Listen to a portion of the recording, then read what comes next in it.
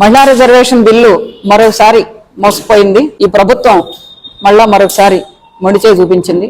ఇది దాదాపు 30 ఏళ్ల పోరాటం. 1996లోనే అప్పుడు ప్రభుత్వం పార్లమెంట్ లో పెట్టింది.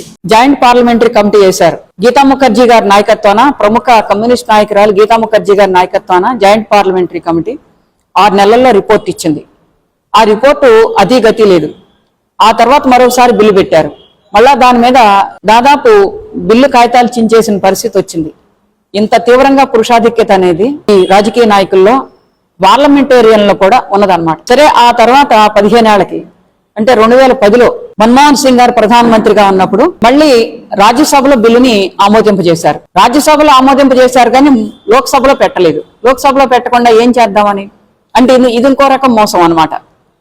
ఆ తర్వాత 2014లో ఇప్పుడు ప్రధానమంత్రి గారు అధికారంలోకి వచ్చారు కదా, నిజంగా ఆయనకి నిజాయితీ ఉంటే 2010లో పెట్టిన దాన్ని 2014లో లోక్సభలో పెట్టి ఆ తర్వాత రాజ్యసభలో పెట్టి ఆమోదింపు చెయ్యాలి, మెదలకుండా ఊరుకున్నారు. అంటే దాదాపు 9 ఏళ్ల తర్వాత 2023లో మళ్ళా బిల్లు పెట్టారు. ఈ బిల్లు పెట్టి దానికి కొన్ని తిరకాసులు ఉన్నాయి. ఏమిటనంటే డీలిమిటేషన్ అయిన తర్వాత బిల్లు అమల్లోకి తెస్తామని. ఆ డీలిమిటేషన్ ఎప్పుడవుతుంది? ఇక వాన రాకడా ప్రాణం పోకడా ఎట్లా ఉంటుందో డీలిమిటేషన్ ఆ రకంగా ఉంటుంది. ఇదో పెద్ద రాజకీయ చర్య. డీలిమిటేషన్ కమిషన్ ఉంటుంది, అది పెద్ద సర్వే చేయాలి, దేశవ్యాప్తంగా సర్వే చేయాలి. ఇదో పెద్ద తతంగా ఉన్నది. మరొక లింక్ ఏంటనంటే 2011 జనాభా లెక్కల ప్రకారం అమలు చేస్తామని చెప్పేసి. ఇది శుద్ధ తప్పు. మళ్ళా 2026 అంటే ఈ సంవత్సరం ఏప్రిల్లో మళ్ళా బిల్లు పెట్టారు. సేమ్ ఇదే పరిస్థితి. డీలిమిటేషన్ ప్రకారం అమలు చేస్తామని, అంటే 800 పైగా సీట్లు పెంచుతాము, దాంట్లో మీకు 3% వంతు సీట్లు వస్తాయని. అట్లాగే 2011.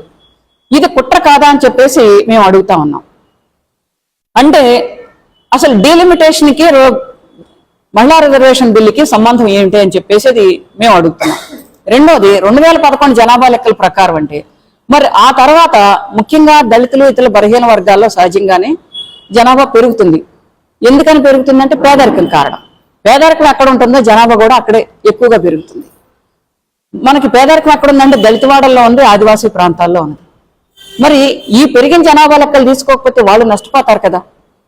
అందుకని గతంలో ఉన్న బిల్లు ఏదైతే ఉందో 2023లో మీరు ఏదైతే బిల్లుని చట్టం చేశారో ఆ చట్టాన్ని 2011 జనాభా లెక్కలకి డీలిమిటేషన్కి ఉన్న సంబంధం ఏదైతే ఉందో ఆ సంబంధాన్ని తగ్గొట్టి డీలింక్ చేసి అమలు చేయండి అని చెప్పేసి పోరాడుతున్నాం. ఎవరు చేస్తున్నారు ఈ పోరాటం?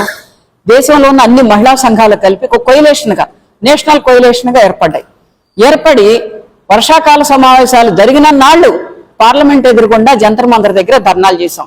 అంటే 20వ తేదీ నుంచి జూలై 20వ తేదీ నుంచి ఆగస్టు 13వ తేదీ వరకు కూడా ప్రతిరోజు కూడా ధర్నాలు చేశాం. మరి ప్రధానమంత్రి గారు చెవులకు వినపడలేదా? పార్లమెంటు చెవులకు వినపడలేదా?